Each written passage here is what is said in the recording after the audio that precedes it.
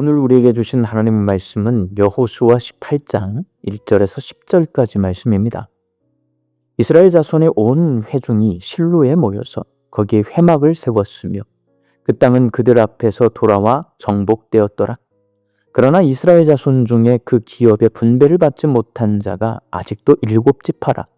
여호수아가 이스라엘 자손에게 이르되 너희가 너희 조상의 하나님 여호와께서 너희에게 주신 땅을 점령하러 가기를 어느 때까지 지체하겠느냐? 너희는 각 지파에 3사람씩 선정하라. 내가 그들을 보내리니 그들은 일어나서 그 땅에 두루 다니며 그들의 기업에 따라 그 땅을 그려가지고 내게로 돌아올 것이라. 그들이 그 땅을 7부분으로 나누되 유다는 남쪽 자기 지역에 있고 요셉의 족속은 북쪽에 있는 그들의 지역에 있으니 그 땅을 7부분으로 그려서 이곳 내게로 가져오라. 그러면 내가 여기서 너희를 위하여 우리 하나님 여호와 앞에서 제비를 뽑으리라. 레위 사람은 너희 중에 분깃이 없나니 여호와의 제사장 직분이 그들의 기업이 됨이며 갓과 르우벤과 므낫세 반 지파는 요단 저편 동쪽에서 이미 기업을 받았나니 이는 여호와의 종 모세가 그들에게 준 것이니라 하더라. 그 사람들이 일어나 떠나니 여호수아가 그 땅을 그리러 가는 사람들에게 명령하여 이르되 가서 그 땅으로 두루 다니며 그것을 그려가지고 내게로 돌아오라. 내가 여기 실로의 여호와 앞에서 너희를 위하여 제비를 뽑으리라 하니 그 사람들이 가서 그 땅으로 두루 다니며 성읍들을 따라서 7부분으로 체게 그려서 실로 진영에 돌아와 여호수아에게 나아오니 여호수아가 그들을 위하여 실로의 여호와 앞에서 제비를 뽑고 그가 거기서 이스라엘 자손의 분파대로 그 땅을 분배하였더라. 아멘. 오늘날 전 세계에서 가장 힘이 센 나라는 미국입니다. 그 미국의 수도이자 미국 대통령이 살고 있는 백악관이 있고 미국의 상하원 의원들이 일하는 의회 의사당이 있는 도시는 워싱턴입니다. 그런데 사람들은 워싱턴보다 뉴욕을 더 잘 알고 있고 뉴욕을 더 좋아합니다. 미국 하면 워싱턴을 떠올리거나 말하지 않고 뉴욕을 떠올리고 말합니다. 왜냐하면 세계 경제와 교육, 예술, 문화를 주도하고 있는 곳이 바로 뉴욕이기 때문입니다. 사도 바울이 이방인들에게 복음을 전하러 다닐 때 로마가 세상을 지배하고 있었지만 당시 사람들은 로마보다는 그리스의 아테네를 더 선호했습니다. 로마는 워싱턴처럼 정치하는 도시고 아테네는 뉴욕처럼 당시 세상을 주도하는 도시였습니다. 아테네는 민주주의가 시작된 도시였고 철학과 과학과 수학에 흥행하던 교육 도시였고 건축, 문화, 예술이 발달하여 당시 세상에 큰 영향을 끼치는 도시였습니다. 그렇게 세상을 주도하는 도시는 아테네의 한가운데 아레오바고라고 부르는 언덕이 있습니다. 아레오바고는 우리나라의 대법관과 같은 재판정입니다. 아테네 사람들은 그곳에서 재판을 통해 잘잘못을 따졌습니다. 아테네의 한가운데 자리 잡고 있는 이 아레오바고 언덕은 민주주의가 법치주의에 서 있다는 것을 상징합니다. 오늘 본문 말씀에는 이스라엘 백성이 실로에 성막을 세우는 장면이 기록되어 있습니다. 본문 1절 말씀입니다. 이스라엘 자손의 온 회중이 실로에 모여서 거기에 회막을 세웠으며 그 땅은 그들 앞에서 돌아와 정복되었더라. 실로는 뉴욕과 아테네처럼 당시 가나안 땅의 중심지였습니다. 교통의 중심지고 전략적 요충지였습니다.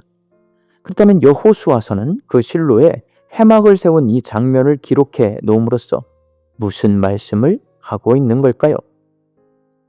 이스라엘 백성이 실로에 회막을 세운 것은 전에 우상 숭배로 가득했던 가나안 땅이 이제는 하나님 중심의 땅이 되었고 가나안 땅에 거주하게 된 이스라엘 백성이 하나님 중심으로 살아야 한다는 것을 말해줍니다. 회막과 성막은 천막으로 지은 하나님이 계신 성소를 말합니다. 하나님을 만나는 장소임을 강조할 때는 회막이라는 말을 사용하고 하나님께 예배드리는 것을 강조할 때는 성막이라는 말을 사용합니다. 이스라엘 백성이 광야에서 살 때는 성막을 중심으로 살았습니다. 성막을 중심에 두고 동서남북으로 3지파씩 텐트를 치고 살았고 성막 위에 있는 구름 기둥과 불 기둥을 보면서 살았습니다. 그러다가 요단강을 건너 가나안 땅으로 들어와서 가나안 땅 정복 전쟁을 하게 되었습니다. 적과 싸우는 전쟁은 목숨이 왔다 갔다 하는 아주 특별한 상황입니다. 일단 내가 살아야 하고 승리해야 하기 때문에 나를 중심으로 살 수밖에 없습니다. 그러나 가나안 정복 전쟁이 일단락되자 여호수아는 모든 이스라엘 백성을 실로에 모이게 해서 회막을 세우고 다시 하나님 중심으로 살 것을 명령합니다. 이스라엘 백성이 실로에 모이기 전에 이미 길갈에서 르우벤, 갓, 므낫세 지파에게 요단강 동편 땅을 분배했고 제비를 뽑아 유다 지파와 요셉 지파가 땅을 분배받았습니다. 아직 땅을 분배받지 못한 7지파가 남았는데 여호수아는 실로에 회막을 세운 후 새로운 방법으로 땅을 분배합니다. 각 지파별로 3명씩을 선발해서 남아있는 가나안 땅의 경계를 그리게 한 후 그 땅을 경계를 그린 지파가 가져가는 것이 아니라 제비 뽑아서 가져가도록 했습니다. 하나님이 계시는 회막 앞에서 남아있는 7지파에게 이렇게 땅을 분배함으로써 이제 각자 분배받은 땅으로 흩어져서 살 때 다시 회막 중심으로, 다시 하나님 중심으로 살 것을 강조하고 있습니다. 다윗이 왕이 된 후 예루살렘의 성막이 세워지기 전까지 약 300년 동안 실로는 이스라엘 백성의 영적 중심지가 되었습니다. 이스라엘 백성은 실로에 세워진 이 회막을 바라보며 가나안 땅에서 믿음을 지키며 살았습니다. 사랑하는 광주 양림교회 성도 여러분, 예수님을 믿는 성도는 예배당 중심으로 삽니다. 물론 예배당이 교회가 아니고 예수님을 믿는 우리가 모일 때 교회입니다. 그러나 신앙생활을 해보면 예수님을 믿는 성도들이 모이는 예배당도 참 중요합니다. 성도들이 모일 수 있게 해주는 공간이기 때문입니다. 우리 양림교회 예배당은 1954년에 지었습니다. 건물이 고즈넉하니 참 예쁩니다. 이 예배당이 여기에 서 있는 목적은 이곳을 찾는 성도들이 다시 하나님 중심의 삶을 회복할 수 있도록 하기 위해서입니다.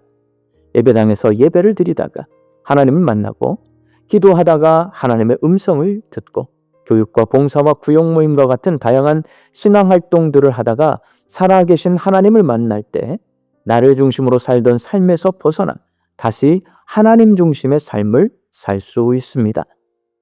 예수님의 성탄을 기다리는 이 대림절기에 예쁜 성탄 틀을 밝히고 있는 양림교회 예배당이 우리 광주 양림교회 성도들에게 하나님을 만나고 다시 하나님 중심의 신앙을 회복하는 믿음의 공간이 될 수 있기를 예수님의 이름으로 축원합니다. 함께 기도하겠습니다.